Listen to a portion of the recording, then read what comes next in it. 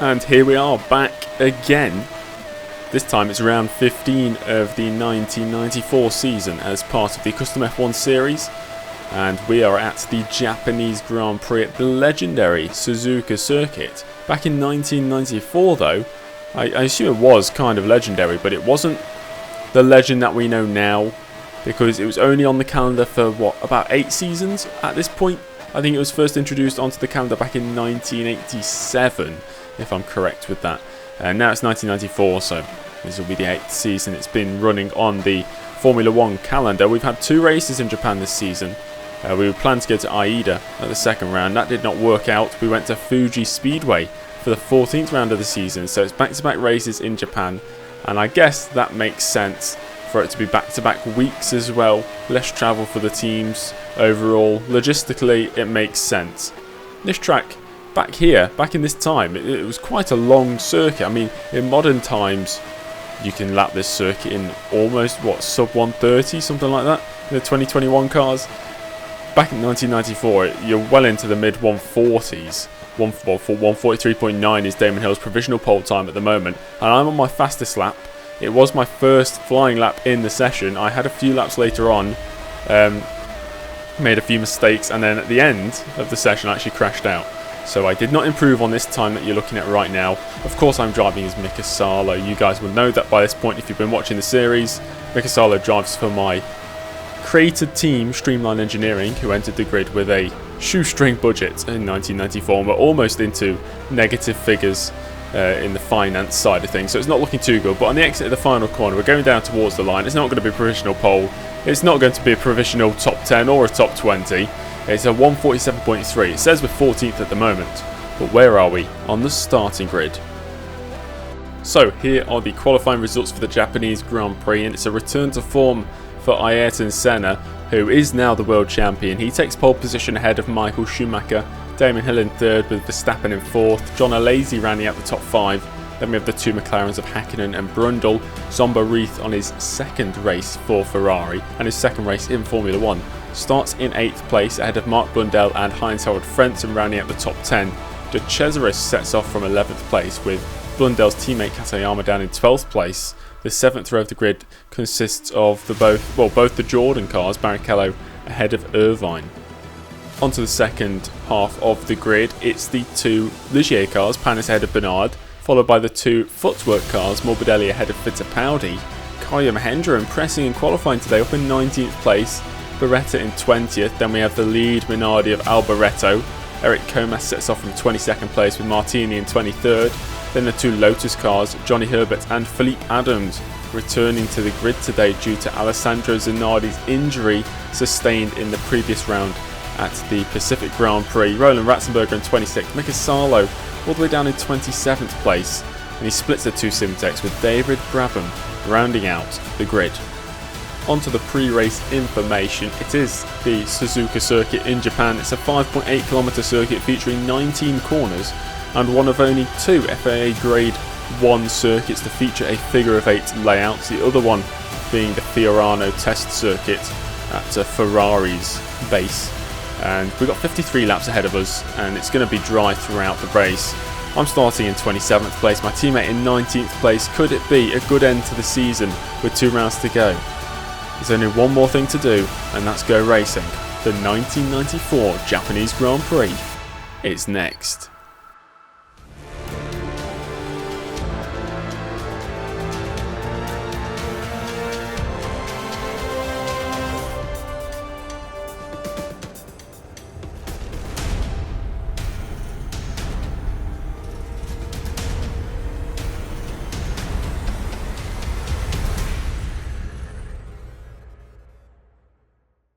And here we are on the grid, and those are the lights 4 and 5. The 1994 Japanese Grand Prix is underway, and there's a staller on the grid.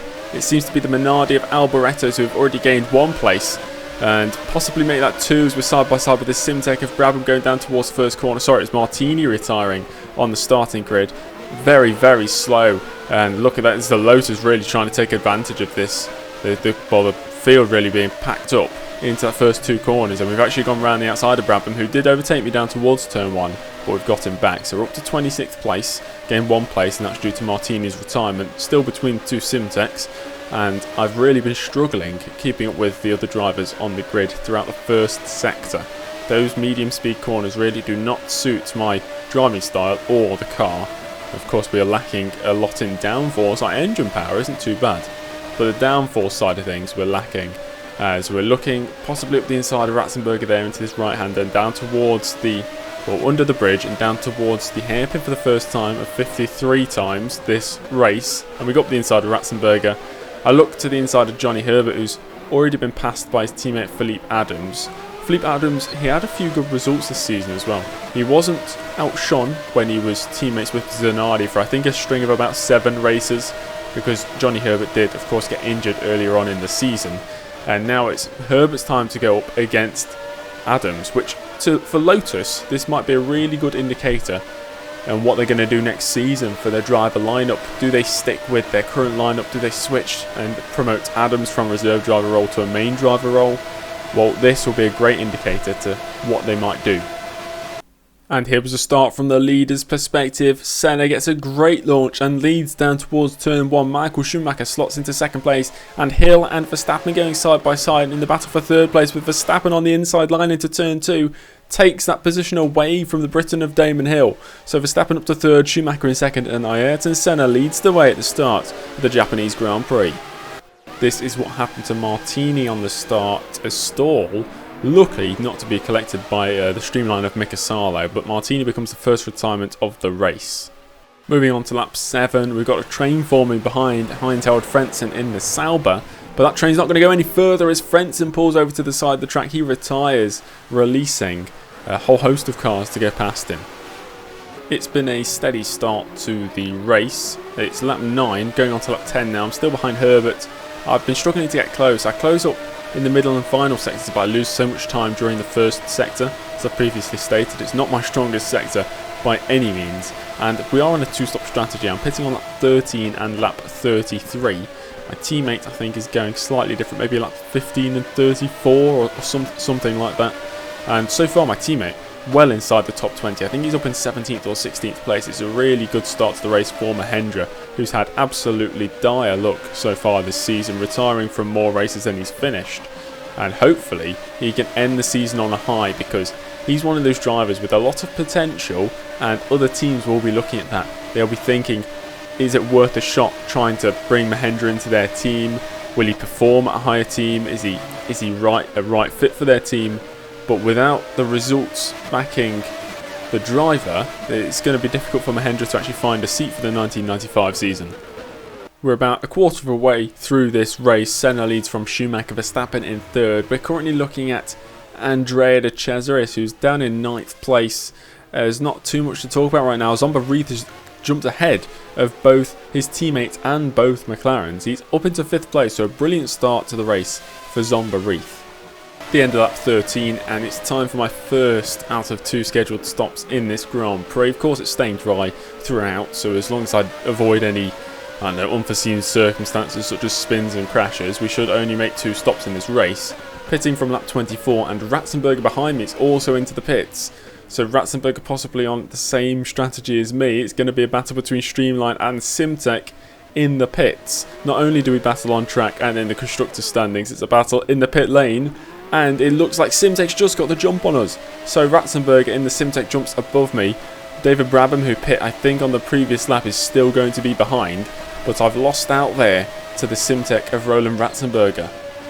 I really hope Ratzenberger's on a 3-stop strategy or a very small second stint. He got the jump on me in the pits, which does suggest he's under-fueled the car compared to what I fueled it up to. But he's pulling away from me. He's 3 seconds up the road now. Well, 2.5, 3 seconds up the road. And David Brabham's pretty much sticking to the back of me like glue.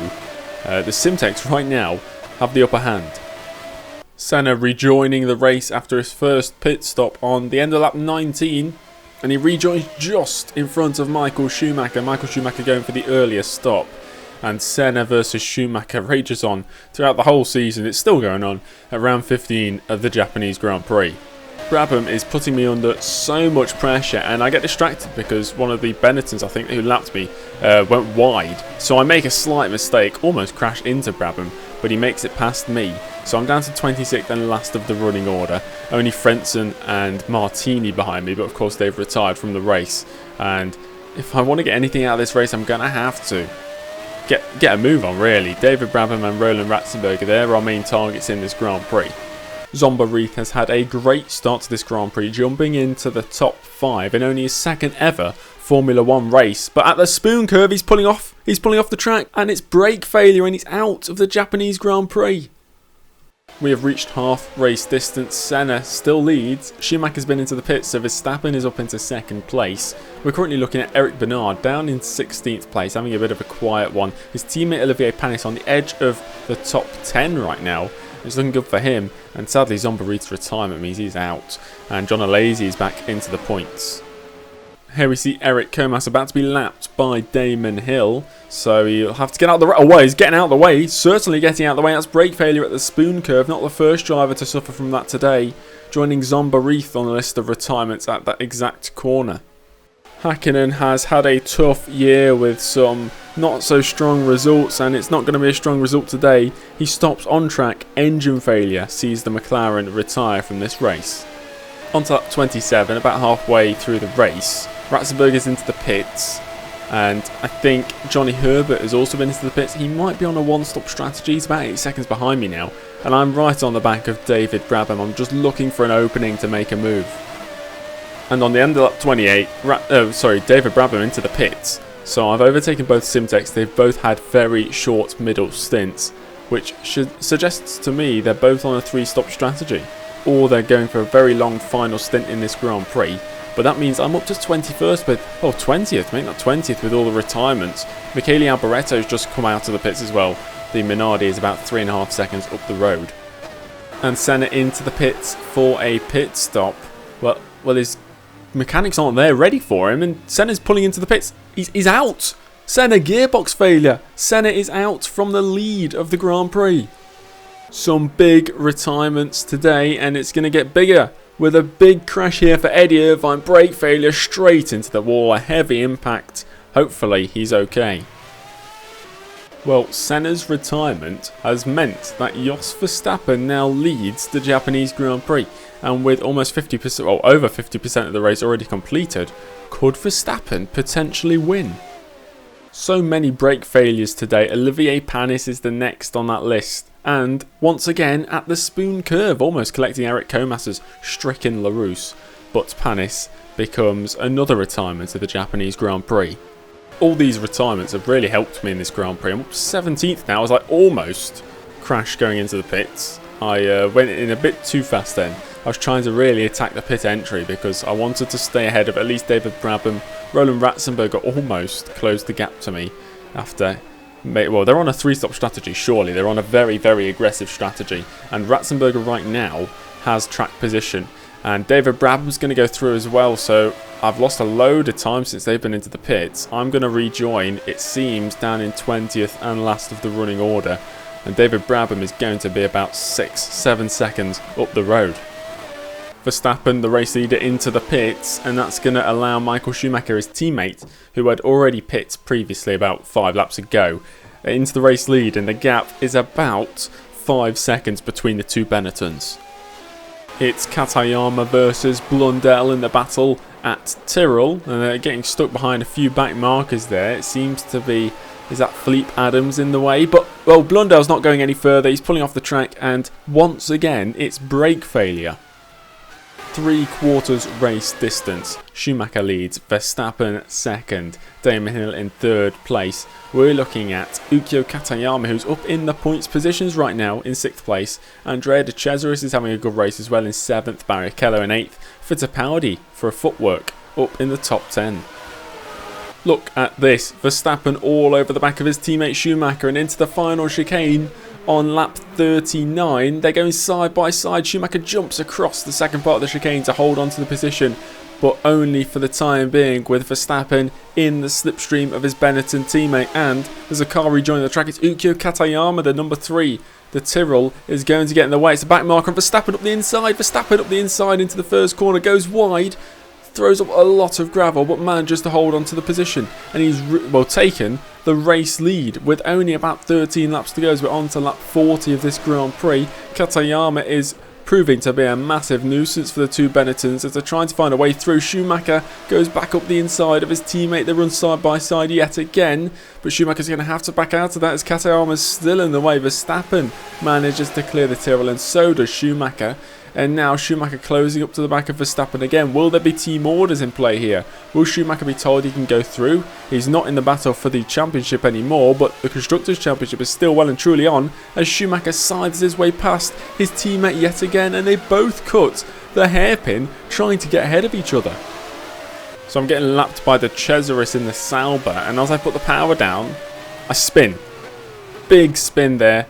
And luckily I avoid the barriers, a full 360, but we have lost about 5 seconds. Philippe Adams is the car ahead of me now. He's just been overtaken by David Brabham, so Adams is the next rival up the road. I speak too soon. On the end of lap 40, David Brabham into the pits for surely the final time. That's his third and final stop in the race, and we jump ahead of the Simtech driver. We're going to have a good gap back to him as well. And now Philippe Adams 7.5 seconds ahead. Can we close the gap? De Cesaris currently running in the points, I think. I think he's in 6th place. Oh no, never mind. De Cesaris off the track. Possibly suspension failure. He's not running in the points any longer. And with 10 laps to go, he's out of the Japanese Grand Prix. Lap 46, I've closed up to both Adams and his teammates Herbert and down towards the final chicane. I feint for a move to the inside. Adams covers the inside. Luckily, I wasn't committed to it. But he definitely sees me in his mirrors, and we're definitely close enough to surely mount an attack. I'm shaping up a move into the hairpin. I go for it. Adams completely closes the door on me. Luckily, there is no contact between me and the Lotus, and now we're heading down towards the spoon curve. And this is the part of the track I really seem to close up to some of these drivers near me. In terms of performance. And look, I'm really getting close to the back of the Lotus. Maybe Herbert's slowing up to let Adams through because Adams is clearly faster at this stage of the Grand Prix. I don't care about that. I'm going to absolutely take advantage of this and stream past Johnny Herbert. And now we've got to run on Philippe Adams towards the famous 130R. I don't have the straight line speed or the grunt in the engine to make that happen. But through 130R down towards the chicane. This time surely we can dive up the inside. I'm going to go for it. Fully committed on the brakes, almost losing the car under braking, and I take the position away. There's 2 Lotus drivers dispatched in the space of 3 corners. And there's just 1 lap to go, and Schumacher's coming into the pits. The race leader Michael Schumacher is coming into the pits on the penultimate lap. That's going to allow his teammate Verstappen into the race lead, and he'll only have 1 lap to go in order to achieve his first ever victory in Formula 1. Why is Michael Schumacher pitting? Has he got a penalty? I have absolutely no idea why the German's in the pits. On the penultimate lap of this Grand Prix, it seems to be a scheduled stop. Maybe he picked up damage, but that means Damon Hill crucially moves into 2nd place. And with that... Oh, no, Damon Hill's running into the back of a Lazy. Hill into the back of a Lazy out of the race. He was being lapped by Damon Hill, but Damon Hill has knocked a Lazy clean out of this Grand Prix. The Ferrari's going to retire, and Hill being in 2nd, Schumacher being in 3rd will mean that Williams will win the Constructors' Championship. What a crazy end to this Grand Prix, and Jos Verstappen only has the final chicane to navigate, and he's doing that kind of successfully, going side by side with Alboreto. Alboreto already, I think, 2 laps down, but Verstappen exiting the final chicane for the final time. He'll come down towards the line to win the 1994 Japanese Grand Prix, and with it claim his first ever victory in the sport of Formula 1. And here we are, rounding the final chicane for the final time, down towards the line. It's going to be 15th place. We've been outdone by Simtech and Ratzenberger, but we finish ahead of both Lotus drivers and David Brabham on track. So 15th place, we can be happy with that, as it's certainly not one of my stronger tracks. After a dramatic conclusion to the 1994 Japanese Grand Prix, here are the race results. Jos Verstappen claims his first ever victory in Formula 1 in his first ever season. Damon Hill finishes in 2nd, with Michael Schumacher, that strange final pit stop, finishes in 3rd place. Ukyo Katayama in 4th. Martin Brundle scoring points yet again in 5th place, and Rubens Barrichello back into the points for the first time in a number of races. Eric Bernard just missing out and so does Fittipaldi. Kaya Mahendra, a brilliant race from the streamlined driver, finally delivering on what we all know is an amazing potential for a driver, finishing in 9th place, Morbidelli rounding out the top 10. And with that result today, there has been a change in the battle for 4th place. Jos Verstappen is now jumped ahead of Damon Hill, and with only one race to go, it's very close between 3rd, 4th and 5th place. So the battle for 3rd in the Drivers' Championship is well and truly on. John Alesi will be absolutely furious after what happened today with, what was that, on the final lap as well, when that incident occurred, knocking him out of the race. Martin Brundle up to 6th place ahead of Gerhard Berger. We have to remember Gerhard Berger only took part in 5 races. Of course, Zomba still not scoring any points, not even finishing a race, so he doesn't even appear on the top 28. But there has been a change. Kaya Mahendra has jumped up a few positions, up into 25th place with his brilliant 9th place finish today. On to the Constructors' standings, and because of Michael Schumacher's pit stop on the second to last lap of this Grand Prix, it means that Williams is confirmed as the Constructors' Champions for the 1994 season. The gap is insurmountable now. 17 points is the gap between 1st and 2nd, and of course a 1-2 finish counts for 16 points with one race to go. The gap cannot be closed any more than 16 points. So Williams win the Constructors' Championship. Ferrari have got that 3rd place now. There can absolutely be no change in that position. So Ferrari are 3rd, McLaren 4th. They're not going to lose that, are they? Tyrrell aren't going to score a 1-2 finish in the next race. And the battle all the way down for the 0 points scoring teams: Lotus, Streamline, Footwork, LaRousse, Minardi and Simtech. 1 point could change all of that. It could change the destiny for any of those teams.